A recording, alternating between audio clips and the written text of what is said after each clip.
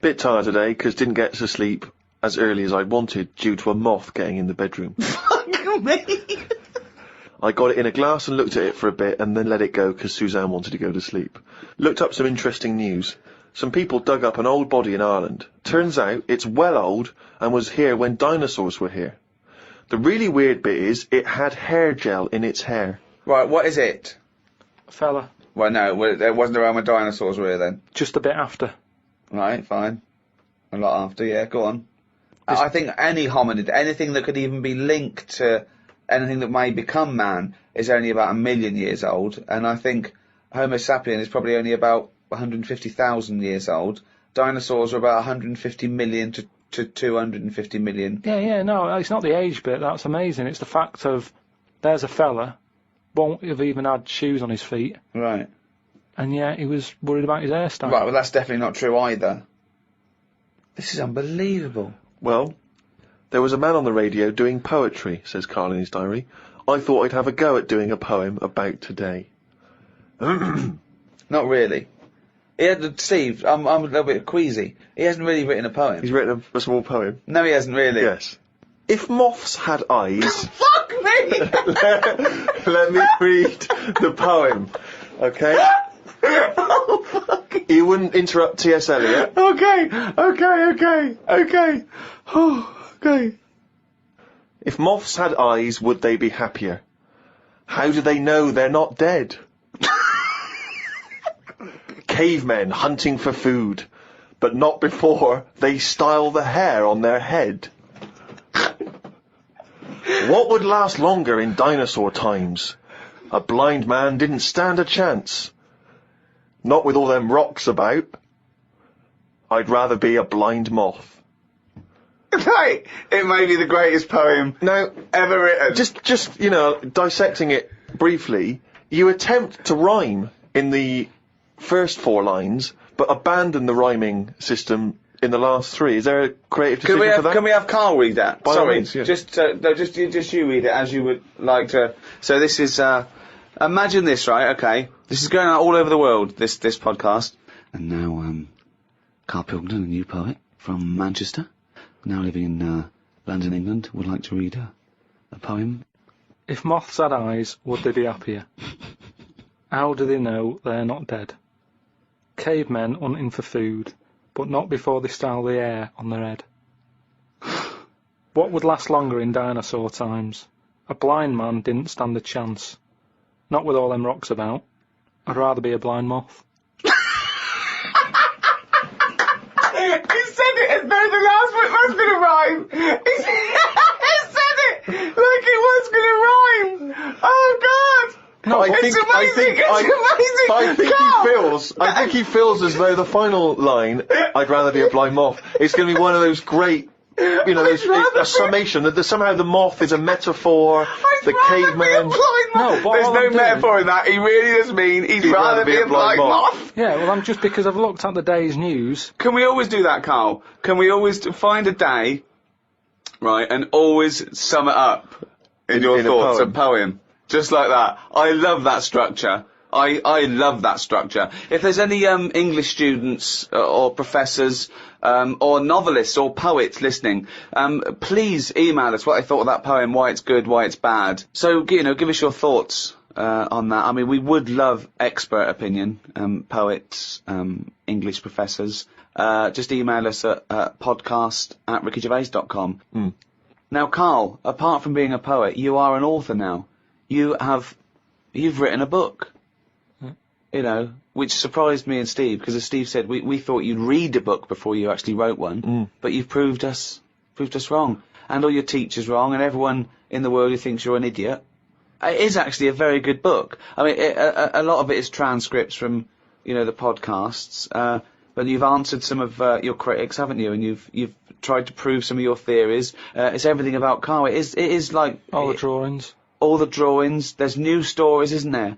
I mean, there's so much effort. I can't believe it. He's been working on it for months, and it's out on the 18th of September. But you can order it now, can't you, on Amazon.com and Amazon.co.uk. What's that book called?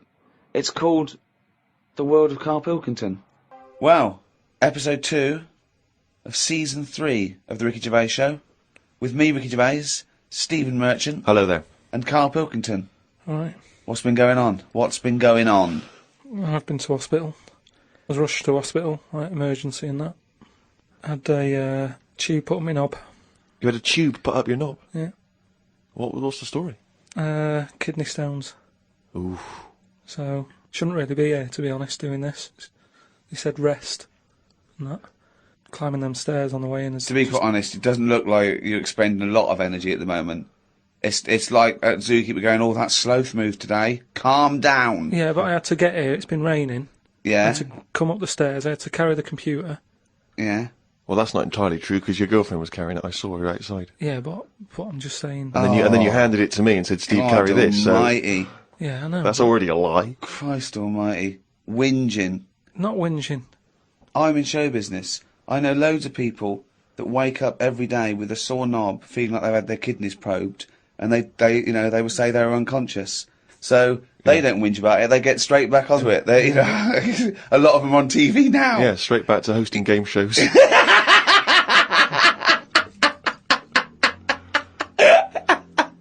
So you're rushed to hospital. So take us through the events because it does sound quite dramatic.